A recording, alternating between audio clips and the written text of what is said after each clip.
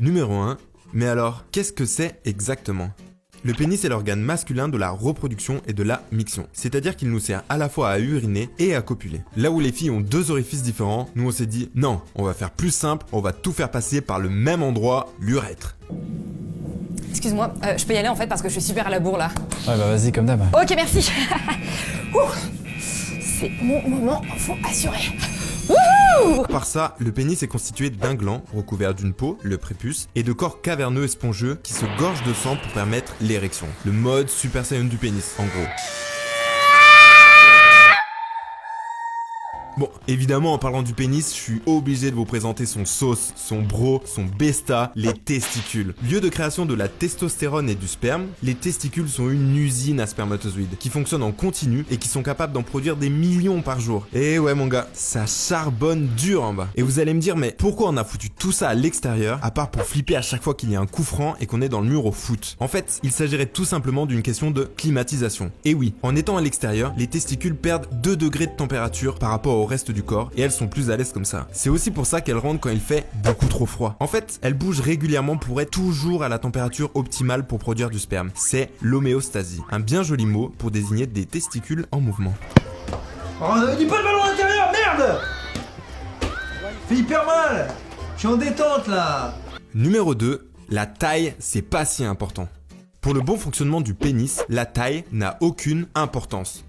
Ok, je le répète dans le doute, la taille du pénis n'a aucune importance. Cela n'empêche pas les hommes d'être trop obsédés par la taille de leur engin. Et pour ça, la vie ça craint, parce qu'on peut pas se muscler le pénis pour le faire grossir. Rapport au fait que, c'est pas un muscle. Et puis heureusement en fait. Sinon les mecs, ils passeraient sûrement leur vie. Tu veux un pénis aussi grand que l'Himalaya et une verge aussi dure que la roche? Ouais bah carrément ouais. Alors inscris-toi au programme Pénis Gym, un programme de musculation basé sur différents exercices qui te permettra de tripler la taille de ton pénis afin de le rendre sec et énorme. Waouh, quel monstre! Et utilise le code promo GRU pour bénéficier de 75% de réduction pendant 2 mois. J'adore! Alors non, ça n'existe pas. Et surtout, il y a plusieurs études qui montrent que globalement, les gens n'ont rien à carrer de la taille. Il faut aussi parler d'un truc que peu de mecs savent et qui va probablement rassurer plein de gens qui ont souffert des douches collectives. Alors ouvrez bien les oreilles, on n'évalue pas la taille d'un pénis au repos. Et d'ailleurs, numéro 3, il existe 2 types d'érection du pénis. Et oui, surprise! L'érection masculine peut être classée dans 2 catégories, les pénis de sang et les pénis de chair. Alors ok, on dirait 2 types de pâté chez le boucher, mais en fait c'est simple, et pas besoin d'une sorte de choix pot magique pour connaître ton crew de pénis.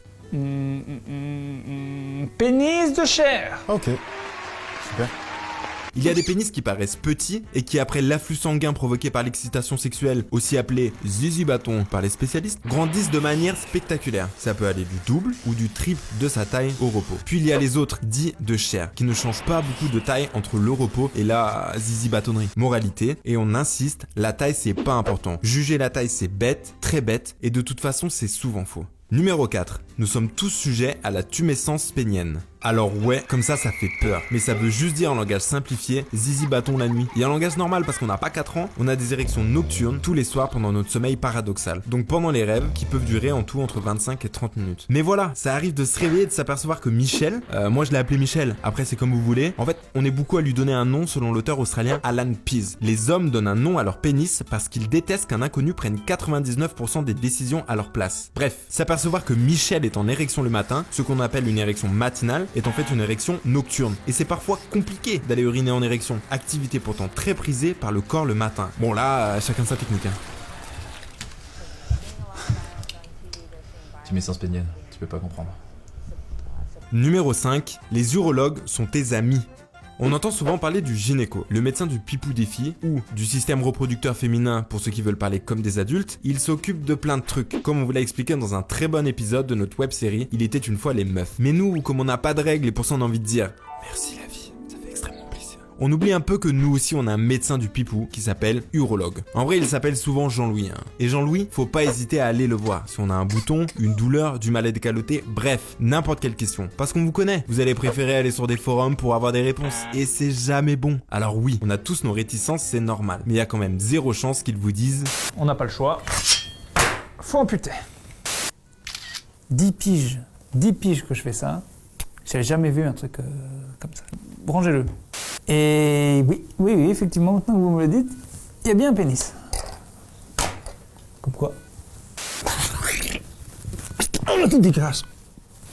Mais ça devrait se régler, hein, un Doliprane, et puis c'est...